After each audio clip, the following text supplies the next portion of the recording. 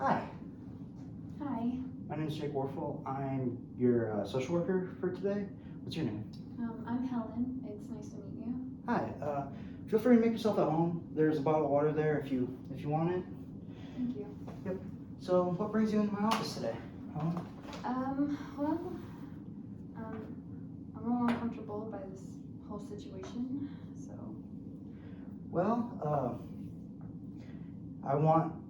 that being said, I want to let you know that everything you say in this room, everything that we talk about in this room, is confidential. It stays between you and I. It doesn't leave this room. The only thing it goes into are my after meeting notes. And that being said, those are confidential. Those are only for my eyes to see. But but now that you bring this up, I feel like it's my duty to tell you that I am a mandated reporter. What that means is if you say anything that alludes to the intent of harming anyone, including yourself, I have to report that. Or if you say something that puts yourself or someone else in immediate danger, I have to report that. Do you understand these terms? Are these acceptable to you? I just need to make that known to you. It's okay. It's fine. All right. Cool. So could you? Yeah. So what did you want to talk with me about today? Well, my husband died about a year ago. Okay. And I've recently just started dating again. I have been feeling a bit ill lately. Okay. And I recently got tested. And I'm at risk for HIV. Okay. First of all, I'm so sorry to hear about your husband. Yeah, I'm terribly sorry about that. I offer you my condolences. Now, how are you feeling after after testing positive, or not testing positive, but being at risk for HIV? Well, I feel a little like I wasn't being responsible a little bit. Okay. Betrayed, for sure. Okay. I don't know, it's just a jumble of emotions right now. Okay, yeah, that's very understandable, especially someone in your shoes. Now, I gotta ask, you said you've been recently dating Yes. someone? Oh, I almost forgot. Is it okay if I write down some notes? These are only going to go into my case notes after the meeting, upon the end of our meeting, and after I fill out the notes. These will be destroyed. Yeah, that's fine. Okay, and sorry. Now, I feel like I have to ask. When you said you've been dating recently, and you said you've been feeling ill. And when you told me that you are now at risk for HIV, I have to ask. I know this is uncomfortable, and I apologize for the bluntness of this question, but have you had sex with anyone? Yes, I have. Okay. Now, do they know that you have been tested to show that you are at risk for HIV? Yes, I did. Okay. So you told them. How did that conversation go? Like, what was that person's response? Well, he wasn't surprised that I got ill after we were intimate. And he didn't seem to have any really care that I got ill because of him. I see. Wow. That by your statement, I'm gathering that you are feeling deeply saddened, kind of maybe a little lost, and feeling alone in this moment. Is that accurate? Can we go into further detail about that? Yeah, since I found out, I don't know, I've been feeling very, almost vulnerable, I guess. You know, I haven't been wanting to reach out to anyone or talk to anyone, and when I talked to him, he made me feel like none of, you know, what happened didn't matter, and that me getting ill made me very angry. I'm very angry. And understandably so. So now,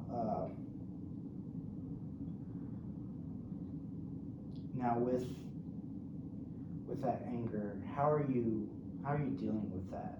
I know a lot of people seek out, especially after they've been diagnosed with or shown that they're at risk for a significant illness that wasn't their fault. They tend to seek out help. Have you seeked out? I mean, obviously you're here today about it, but other than me, have you seeked out any other help? Not really. I mean, I've been avoiding family. I've been talking to friends. I just been avoiding everyone and not trying to associate myself in anything recently. Okay, so from what you're saying is you're because of what I'm gathering from this is that you're because of the person that you slept with, his reaction or their reaction.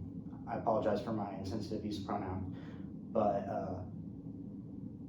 because of their reaction, you felt lonely, and you maybe have some feelings of sadness, and because of that, you've secluded yourself from others a little bit. Is that accurate, or? That's about right. Yeah. Okay. Yeah. I'm so sorry that you're going through this.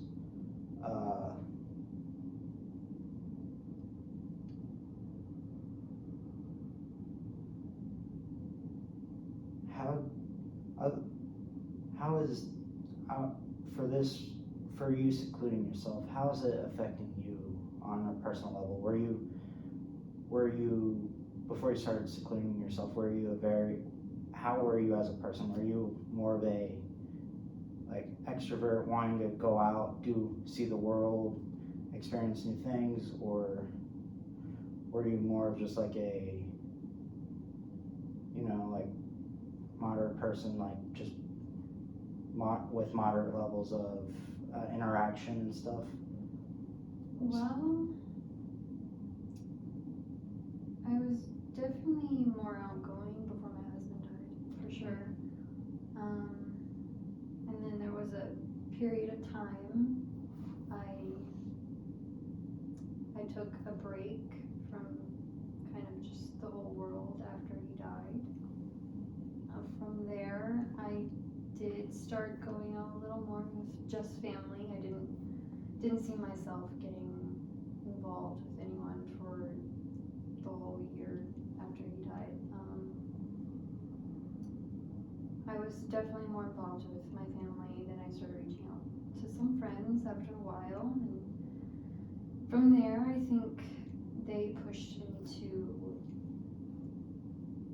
to start dating again after a while, because they saw that I was alone and I didn't have anything or really anyone else. It was just me living in my house alone. So I don't know. I mean, I guess I just took some time to myself and slowly reached out as time went by. I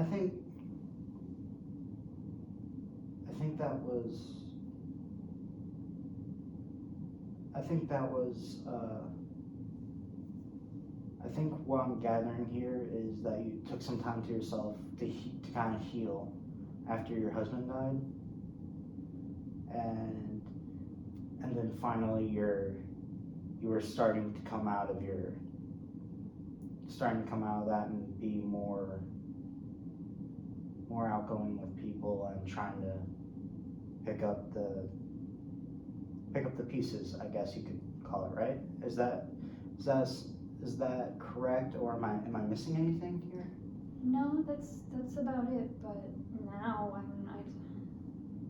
I don't even know where to go from here. Okay, and that's a very appropriate response to what you've gone through the past few weeks or however long it's been since you found out. When did you find out that you were at risk? How long ago was this? Excuse me.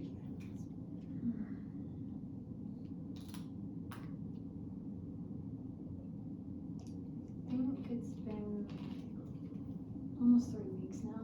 Okay, 3 I've weeks. been, kind of just secluding myself. Well, I'm glad that you're reaching out, trying to find some way to help yourself. I think that's a big step. That's a really hard step to overcome. I didn't even think I was gonna come in today, to be honest with you. Well, I'm glad you're here. I'm glad to see that you're taking some initiative when it comes to your health, to your mental, emotional health, and just trying to find help for yourself. I'm glad to see that. That's a very telling sign to me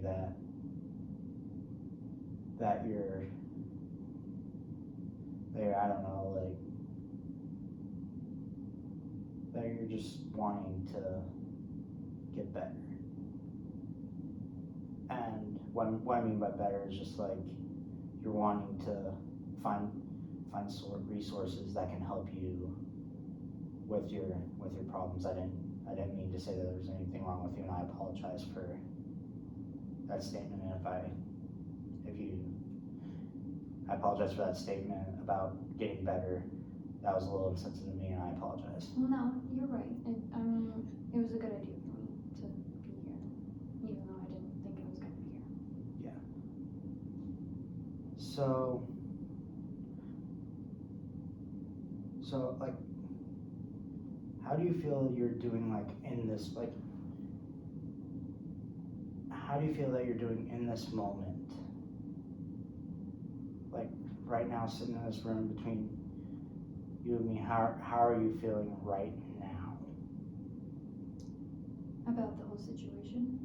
In general, that could be physical, emotional, mental, and you could elaborate on about the situation, but I just want to know, like, how you're doing right now, and excuse me, with whatever, with what's going on in your life. How are you doing?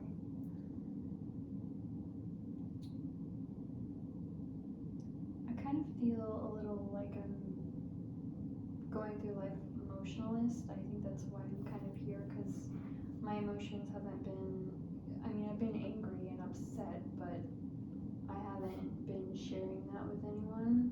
So,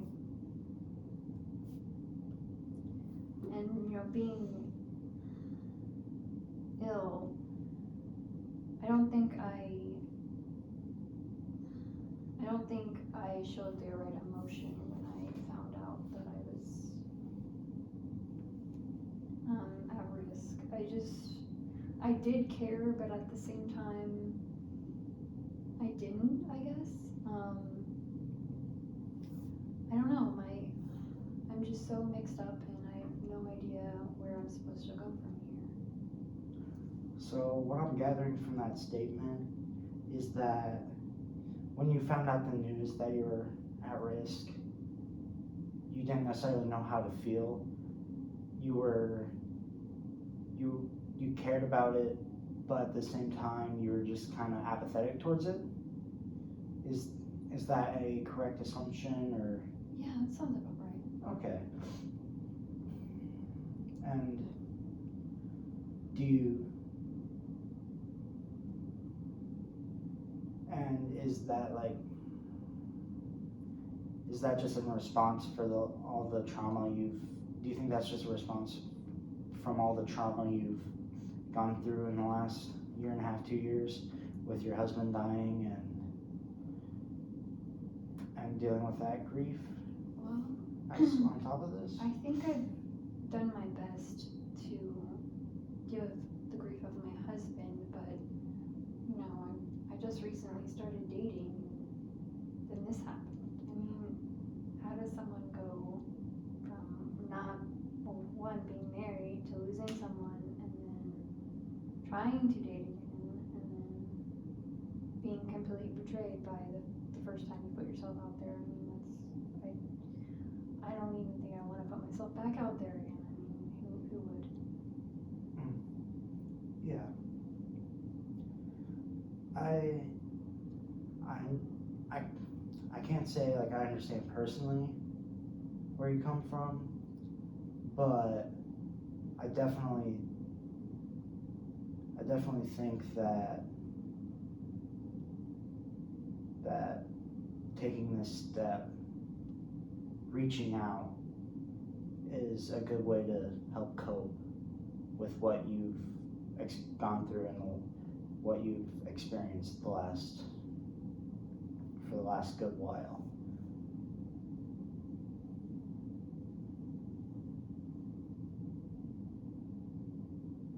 Now, I'm going to kind of backtrack here, but now that you've been told that you're at risk for HIV, have you been seeing like your doctor? Has your doctor had you go to a follow-up appointment to go over steps with you and how to live with this? No, not really. I've been avoiding and completely,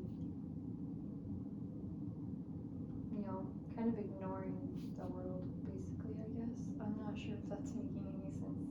Yeah, that makes perfect sense. Okay.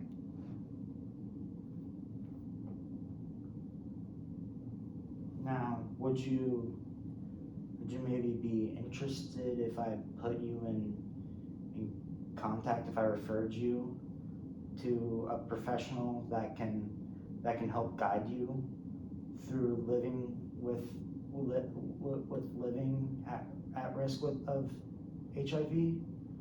Would that be a resource that you'd be interested in being referred to? I mean, at this point, I'm here to honestly figure out how I feel, and then honestly, I think it's time for me to stop ignoring and getting help. So yeah, I honestly would. Okay. Now, in that regards, when I refer you to this resource, will you have any trouble with transportation, or do you have a car that you can drive, or do I need to find you transportation resources? No, I don't think so. I think I can get there. Okay. If I'm willing to get there, so. Okay. Perfect. Now, I would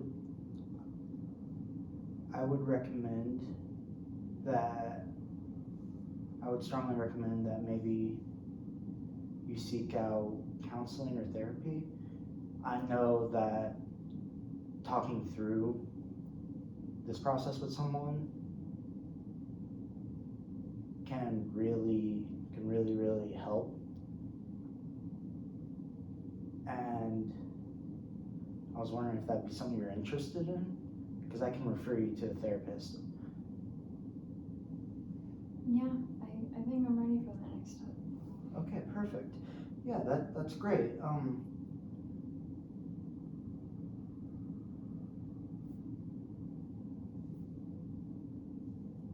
Now with that therapist, I may with that with the counseling in mind, I can do some research and see if I can find like a HIV support group with people who are going through a similar situation. And would you be interested in me looking for that? Off the top of my head, I can't think of any, but I would be willing to look into that for you if you're interested in that. I mean, I don't know, like, I'd have to think about that, Okay, yeah, to be honest with you. that's perfect. Like that'll give me the time. I'll go ahead and, if it's okay with you, I'll go ahead and look for it. I'll go ahead and look for one, and if you're not comfortable with it, then just let me know. But I would like to meet with you again here in the next couple of weeks, 2 or 3 weeks, Okay, if that's okay with you. yeah, that sounds great. Sweet. So basically, what on my end of things, I'm going to refer you to a counselor. I'm gonna find a counselor for you, then I will send you their information. Then I'm going to find like a professional that can help you adjust to living with the risk of HIV. Then I'll go ahead and search for like a support group for you. And just because I'm looking for these 3 things doesn't mean you have to. That I want to make it clear, you don't have to do any of these things. Okay. But I feel like these would help. Now, I know you expressed interest in the professional teaching you how to live, or giving you tips on how to live with the risk, and you were interested in the counseling. But I know that there's some hesitation on the support group, so I will look into it.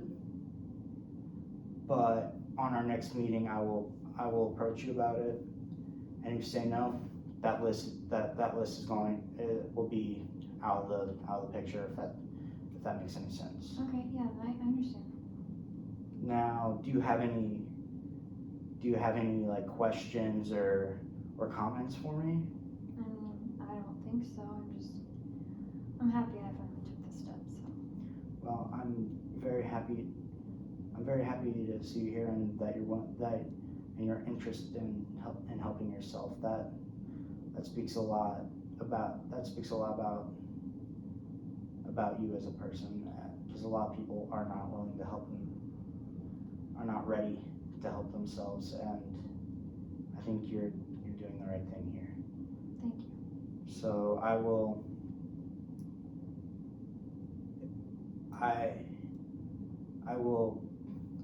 contact you through your email about the therapist and about the professional, the tips person, and then I'll also be emailing you here soon about our next appointment. Okay. That's okay. It's a pleasure to meet you, and I hope that you